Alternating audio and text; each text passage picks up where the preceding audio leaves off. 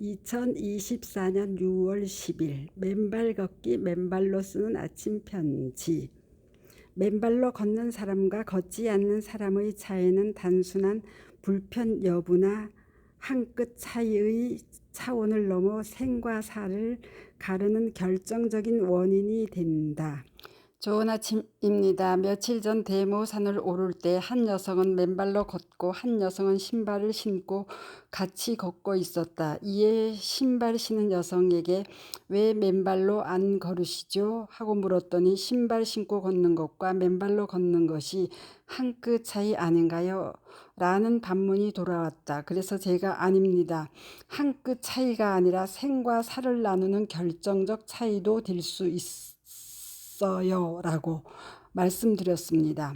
이에 오늘 관련 글을 앵콜로 보내드립니다. 전에 고 박완서 작가는 일상의 기적이라는 글에서 건강하게 살다가 어느 날 갑자기 몸이 불편해질 때 느껴지는 그 안타까움과 불편함을 기록하였습니다. 덜컥 탈이 났다. 유쾌하게 저녁 식사를 마치고 귀가했는데 갑자기 허리가 뻐근했다. 자고 일어나면 낫겠거니 대수롭지 않게 여겼는데 웬걸 아침에는 침대에서 일어나기조차 힘들었다. 그러자 하룻밤 사이에 사소한 일들이 굉장한 일로 바뀌어 버렸다. 세면대에서 허리를 굽혀 세수하기, 바닥에 떨어진 물건을 줍거나 양말을 신는 일, 기침을 하는 일, 앉았다 일어나는 일이 내게는 더 이상 쉬운 일이 아니었다라고. 박완서 작가는 아침에 자리에서 일어나 걸을 수 있다는 당연한 사실이 바로 살아있음의 기적이라는 깨우침의 발견을 서술함으로써 건강하게 산다는 것이 얼마나 소중한 것인지 평소에 그를 잊고 사는 사람들의 무심함을 애들로 죽비처럼 내려친 것이었습니다. 그런데 운동을 하더라도 맨발로 걷느냐 등산화를 신고 걷느냐의 차이는 그러한 단순한 몸의 불편함이나 한 끗 차이의 차원을 넘어서서 생과 사의 경계를 가르는 결정적인 원인을 제공한다는 측면에서 우리는 그 차이를 다시 한번 심각하게 비교해 보아야 합니다. 그 이유는 최근 치명적인 고통을 겪거나 죽음에 이른 주변의 사례들이 적지 않기 때문입니다. 얼마 전 가수 현미님이 전날 대구에서 공연 다녀오신 후 하룻밤 사이에 돌아가신 일이나 그 전 해에 영화배우 강수연님이 하룻밤 사이에 뇌동맥류로 돌아가신 일들이 다 그러합니다. 그분들이 맨발로 걸었더라면 그러한 불행을 사전에 충분히 예방할 수 있었을 것이기 때문입니다. 한편 몇 년 전에도 보도되었듯이 대통령의 동남아 순방을 수행하고 있던 외교부 한 국장이 쓰러진 상태에서 호텔 방에서 발견되었고 의식불명이라는 안타까운 소식이 날아든 적이 있습니다. 48세의 한창 젊은 나이에 얼마나 스트레스가 많았고 또 과로하였으면 그 나이에 뇌출혈로 쓰러졌을까 하는 안타까움입니다. 다행히 고비는 넘겼다 하지만 그 생사는 물론 그 이후의 후유증 역시 치명적이지 않았을까 걱정이 앞섭니다.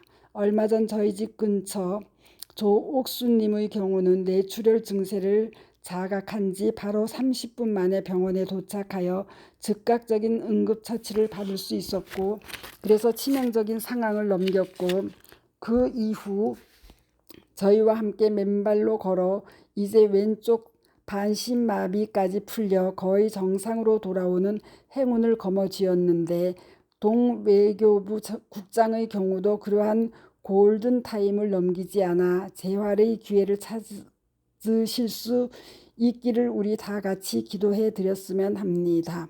거기에다 그 직후인 주말에 문상을 갔다가 만난 한 친구의 이야기 역시 예사롭지 않습니다.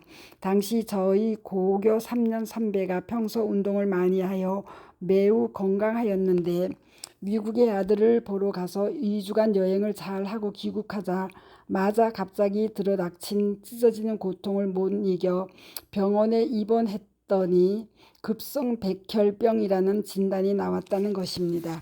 일종의 혈액암이라는 것이죠. 그런데 그분은 발병한 지 불과 2주 만에 심각한 통증으로 고통스러워하다가 숨을 거두고 말았다는 것입니다. 여러분들 어떻게 생각하십니까?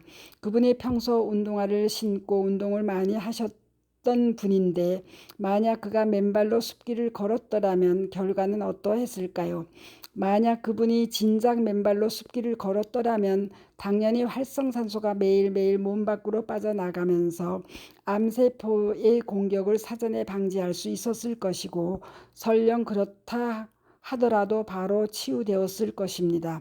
거기에다 숲길 위에 널려있는 돌멩이, 나무뿌리, 나무가지 등이 맨발바닥을 자극하고 그에 따라 발바닥의 혈액 펌핑 기능이 활성화됨으로써 혈액이 왕성한 속도로 순환함과 동시에 깨끗이 정화됨으로써 아마도 그러한 혈액암에 걸릴 수 있는 취약한 신체적 환경 자체가 조성되지 않았을 것이라는 생각입니다. 더더욱 미국 심장의 스테판 시나트라 박사 등이 실험하여 입증한 바와 같이 숲길을 맨발로 걸으면 땅속의 음전하를 띤 자유전자가 몸속으로 들어와 적혈구의 제타 전이를 높임으로써 그 결과 혈액의 점성을 낮추고 혈류의 속도를 높여 혈액이 왕성하게 온몸의 혈관을 흐름으로써 혈액 속에 그러한 암세포가 발현할 수 없는 상황을 만들었을 것이기 때문입니다.